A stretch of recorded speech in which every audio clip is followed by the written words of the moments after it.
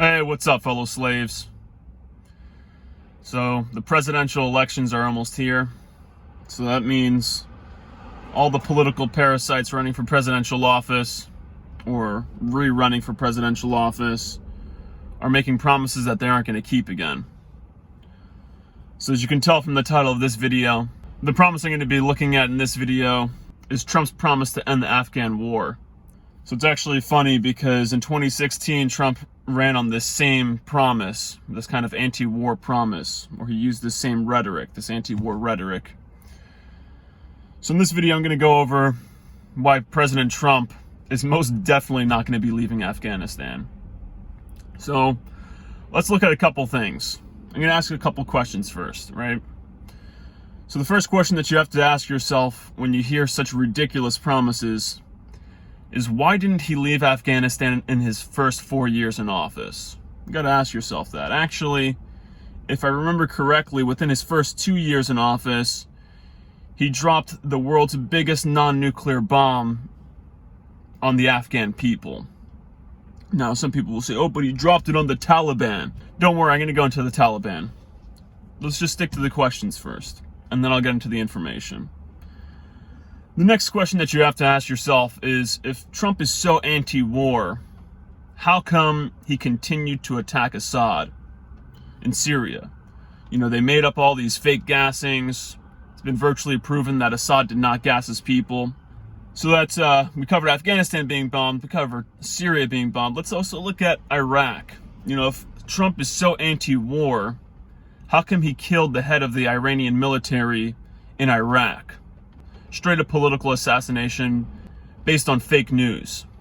Word is that this gentleman was in Iraq to try to broker some kind of peace deal between Saudi Arabia and Yemen.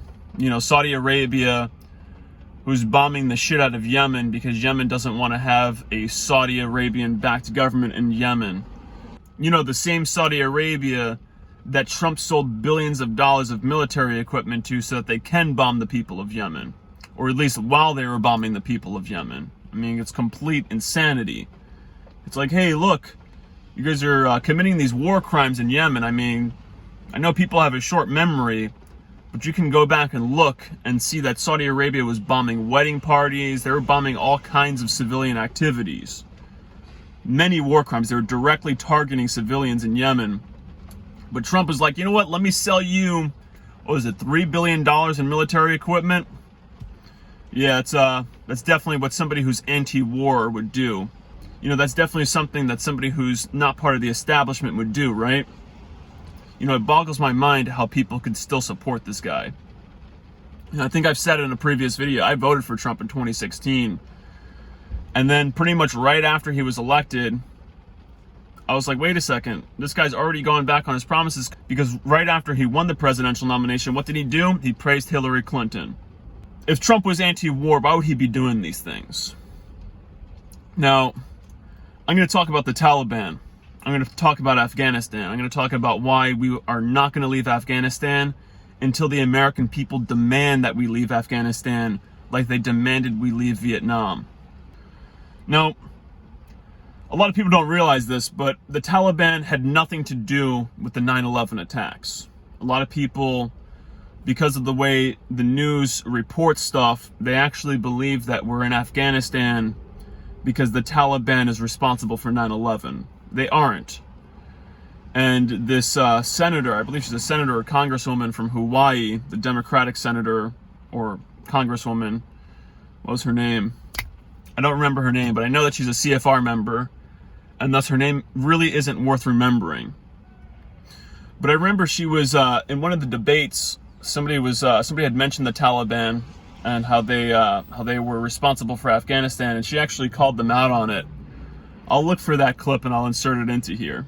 But the reality of it is, if the United States isn't engaged, the Taliban will grow, and they will have bigger, bolder terrorist acts. We have got to have some presence there. The Taliban was there long before we came in. They'll be there long before we leave. Well, we cannot keep U.S. troops deployed to Afghanistan thinking that we're going to somehow squash this Taliban that has been there, that every other country that's tried I didn't say squash them. When we weren't in there, they started flying planes into our buildings. So I'm just saying right now, the Taliban didn't attack us on 9/11. Al-Qaeda did. Well, I understand. Al-Qaeda attacked us on 9/11. I understand. That's why I and so many other people joined the military to go after Al-Qaeda, not the Taliban. So the Taliban had nothing to do with 9/11. So you have to ask yourself, why are we at war with the Taliban? Why are we still occupying Afghanistan, even though Osama bin Laden has supposedly been killed? No video of that. Members of that SEAL team were reported to actually die in a helicopter crash right afterwards. You know, there's different reports on that. And then what do they do with his body? Do they provide any photographic evidence, any video evidence? No, they toss his body in the ocean. And people just, you know, they go on, just not thinking. It's like the news didn't tell them to think about that, so they're not going to think about that. You know, I mean, there should have been such outrage when his body was just dumped at sea, when there was no evidence provided for his death. But nothing, just silence. The American people, you know, just silence. The American people, it's like they're deaf, blind, and mute, unless the media tells them to be. So the Taliban, why are we attacking them? Why are we in Afghanistan? Well, here, I'm going to show you a chart. I'm going to show you some New York Times articles, too. I subscribe to the New York Times simply so I can use some of their old articles, because all of their current articles are garbage, but they got some old gems. So, the Taliban in 2001, a lot of people don't know this because the news doesn't report on this. And it's actually funny. I'm going to digress for a second. I was in the park the other day, and I was conversing with this lady, and we were talking about the coronavirus pandemic. She was wearing a mask, and she was all talking about how, oh, we need to be ambassadors for the medical industry. We need to be ambassadors for the news is fake. We need to be ambassadors, or we need to perpetuate the fake news that we're being told. And I was just kind of telling her, I told her, I'm like, you know, I prefer the Sweden approach. And I told her straight up, I was like, you know, and I was trying to be euphemistic about it. I couldn't just come out and tell her that you're being lied to. So I told her, I'm like, hey, you know, I prefer the Sweden approach. I prefer what Sweden decided to do. And then we were talking about the death tolls. And I had mentioned that the reason why the death toll is so high in New York is because, or is partly because, our Lord and Savior, Governor Cuomo, he signed an executive order to put coronavirus patients into nursing homes. And she didn't know this, even though it's been reported in certain areas. But because it's gotten such little news coverage, she didn't know it. And not only because it got such little news coverage, but because people don't go and look for information themselves. You know, they just sit there and wait for people who have been proven liars, you know, networks who have lied many a times, lied about WMDs, lied about the incubator babies, lied about Assad gassing his people. You know, these people just lie, and lie, but yet people still trust them. I don't know what it is, you know, people can speculate, but it's incredible that they do this, that they just continue to listen to these people who have lied several times in their own lifetime. I mean, I'm 30 years old, and I mean, I have a good memory. Maybe that's what it is. Maybe these people just have a terrible memory. Maybe they're just too distracted fucking going out and drinking, or maybe they're just too distracted being self-indulgent. But yeah, in 2001, the Taliban completely eliminated opium production, or at least the cultivation of poppies in Afghanistan. And as many of you might know, Afghanistan is the world's largest producer of heroin. It's the world's largest producer. It's where all of these pharmaceutical companies get their poppies for their synthetic heroin drugs. And that's what I'm going to call it. I'm not going to call it an opioid because it's just synthetic heroin. I think calling it an opioid is like a euphemism. So I'm going to call it what it is. These are synthetic heroin. So it's where all the pharmaceutical people get their shit from. Now, I tried looking into this. I wanted to know what makes more money, oil or heroin. You know, I'm talking about both legal heroin, the shit that the pharmaceutical companies push out into people and that people are dying from overdoses in the tens of thousands from. And also, you know, the black market heroin that the CIA just loves to peddle and fund their black projects with. I want to know which one gets more money, the oil or the heroin. You can't really find that information. I suspect it's heroin though, you know, because you have to account for how much money the pharmaceutical companies make off of it. And then you got to account for how much money is being made off of it in the black market. So yeah, so now if you look at this chart, I'm going to put up this chart here. It's opium production in Afghanistan, which you can basically say heroin production in Afghanistan over the years. So you see in 2001, completely eliminated. And then when we went back into Afghanistan, not only did it go up, but it went up to record highs. And there's plenty of videos, there's plenty of pictures and stuff of troops there basically protecting the opium fields, or the poppy fields, I'm sorry. So this is why Trump will never leave Afghanistan, because there's just way too much money there. The CIA gets too much money from it. These crooked bastards in the pharmaceutical industry get way too much money for it. And if we leave, since the Taliban still have their roots there, there's a chance that they can go ahead and you know, do what they did in 2001. That they can go ahead and make growing poppies un-Islamic, which is basically what they did to make it illegal. But you know what? Before I leave, I'm going to actually mention another crime that Trump has done.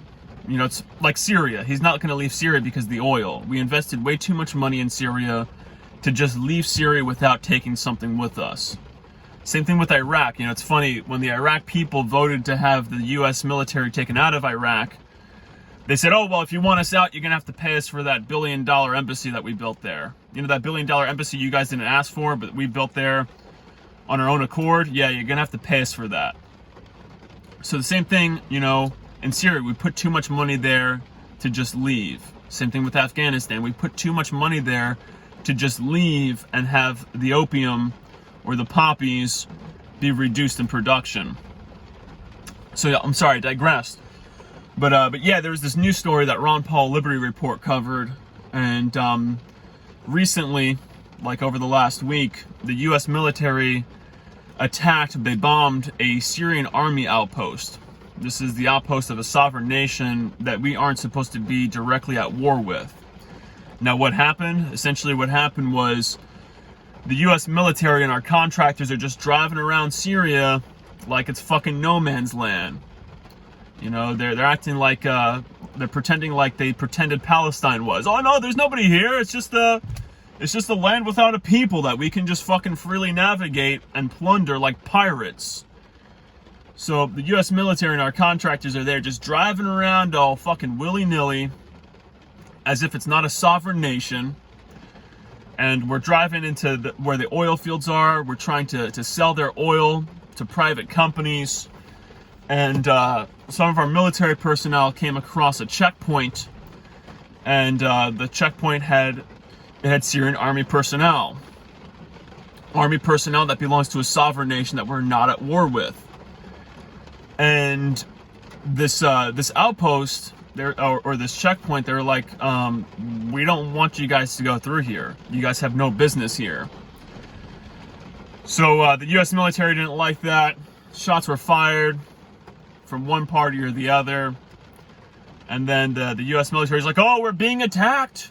They attacked us. How dare they attack us? Well, imagine if we had fucking another country's military driving around our country, you know, unchecked, driving around our country, trying to sell our resources.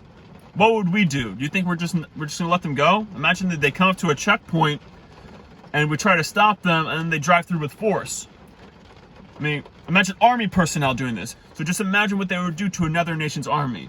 But yet we have the nerve, our government has the nerve, and then our media has the nerve to fucking regurgitate what the government is saying, to say, oh yeah, they attacked us, we're defending ourselves. And they did the same thing in Libya. When we were in Libya, attacking Libya and Iraq, when we were actually it was Iraq, when we were bombing Iraq, they were like, look, they're shooting at our jets. Unbelievable. But anyway, fellow slaves, I'm going to say a couple things now. I'm going to make a couple predictions. One of them is the prediction I've already made, which is that Trump is not going to be leaving Afghanistan. Not going to happen.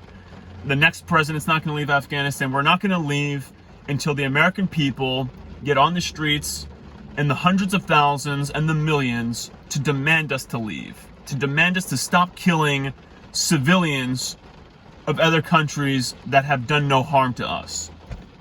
Oh no, the Taliban have killed our military personnel, right? Well, yeah, while we're occupying their place, of course. It's called self-defense. Look it up. So, another prediction I'm going to make is that in Trump's second term, which the Democrats are giving him, this is a left-right march to tyranny. Stop buying into the false left-right paradigm. They're all in bed together. It's a big club and you ain't in it. So, the other prediction I'm going to make in Trump's second term, he's going to go further after guns. He banned bump stocks in his first term. He talked about red flag laws. Now, the thing is, they need a Republican to ban guns, because if a Democrat bans guns, then the Republicans will rally against that. Okay? They need a Republican to ban guns. It's just simply a mind game. It's all about, understanding psychology. So Trump will be, or at least will most likely be, that Republican to ban or at least to further infringe on the Second Amendment. I also suspect that Trump will definitely initiate forced vaccinations on a federal level. I also suspect that war activity will increase.